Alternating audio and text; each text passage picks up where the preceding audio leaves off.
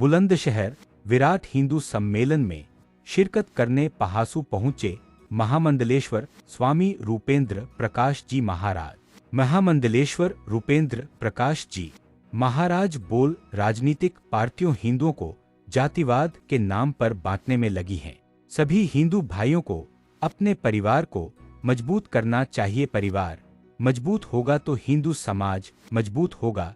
महामंडलेश्वर रूपेंद्र प्रकाश जी महाराज महामंडलेश्वर बोले, इन जिहादियों से बचकर रहो, तभी हमारी बहन बेटी सुरक्षित रहेगी। विराट हिंदू सम्मेलन में सैकड़ों की तादाद में हिंदू समाज के लोग सम्मिलित हुए। यूजीसी कानून को लेकर महामंडलेश्वर रूपेंद्र प्रकाश महाराज बोले, सरकार को विचार करना चाहिए और इसको समाप्त करना चाहिए, तभी हिंदू सुरक्षित रहेगा। कस्बा पहासू के सरस्वती विद्या मंदिर इंटर कॉलेज में विराट हिंदू सम्मेलन का हुआ आयोजन। महाराज जी, आज पहासू में विराट हिंदू सम्मेलन हुआ है, आप उसमें शिरकत करने पहुंचे हैं, क्या संदेश दिया है आपने हिंदू सम्मेलन? आज हिंदू समाज संगठित रहे, सुरक्षित रहे, एक रहे, नेक रहे, इस विषय को लेकर, क्योंकि जो समय है ये धर्म युद्ध का समय है। हिंदू समाज को संगठित रहने की आवश्यकता है। इस प्रकार से इस देश में ईसाई मिशनरीज और तमाम ऐसे आतंकवाद प्रेरित संगठन जो इस देश की अस्मिता को ललकारते रहते हैं, इसलिए हिंदुओं का संगठित होना बहुत आवश्यक है। लगातार हमने देखा कि इस देश में ऐसी आतंकवादी विचारधाराएं जो इस देश में, चाहे वो दिल्ली लाल किला बम विस्फोट हो, चाहे वो अनेकों ऐसी घटनाएं हो, इसके लिए हिंदू समाज को संगठित रहना बहुत आवश्यक है। और नगर में, गांव में या जिले स्तर पर हिंदू समाज संगठित रूप से अपना शक्ति प्रदर्शन करे, जिससे समाज को ये ध्यान में आए कि हिंदू समाज संगठित है, अगर इनको छेड़ेंगे तो ये आपको छोड़ेंगे नहीं। अच्छा, सनातन को लेकर क्या कहेंगे? सनातन को कहीं ना कहीं दबाने की कोशिश की जा रही है आज भी, तो सनातन देखिए, सनातन धर्म अनादिकाल से है, अनंत तक है, इसका कोई कुछ बिगाड़ नहीं सकता। लेकिन षड्यंत्र अवश्य होते हैं और ये अंतर्राष्ट्रीय स्तर के षड्यंत्र है सनातन धर्म को समाप्त करने के लिए।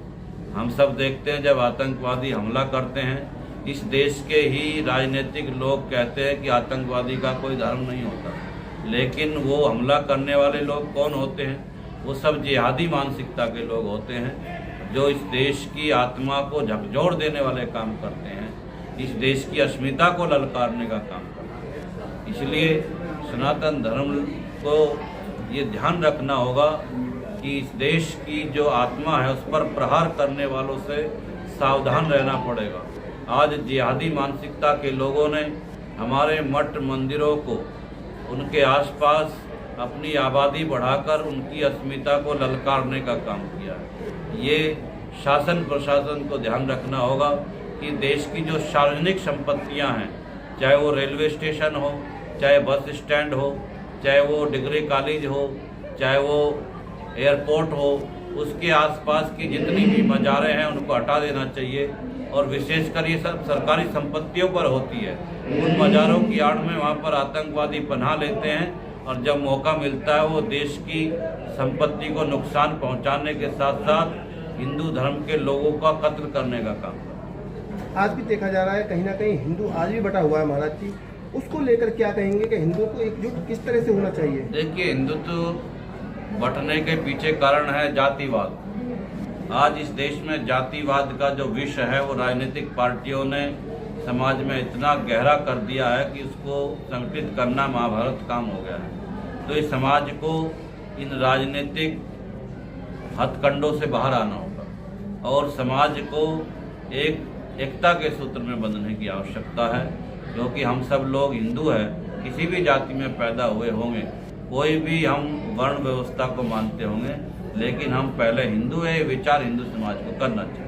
अच्छा, देखा जा रहा है जब से कुछ यूजीसी को बढ़ावा लागू किया गया उसके बाद में हिंदू कहीं ना कहीं आपस में बटा है, तो उसको लेकर क्या कहेंगे? देखिए, यूजीसी के लिए सरकार को पुनर्विचार करना चाहिए।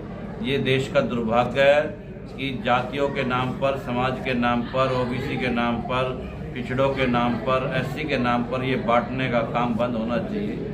समाज में इसका बहुत नुकसान होता है और ये भारत सरकार को क्योंकि आप सबको जानकारी होगी कि ये माननीय उच्चतम न्यायालय के निर्देश के क्रम में ये यूजीसी लागू हुआ है, तो इसकी पुनर्समीक्षा सरकार को करनी चाहिए और पार्लियामेंट में इसके लिए एक बिल लाकर इसको समाप्त करना चाहिए।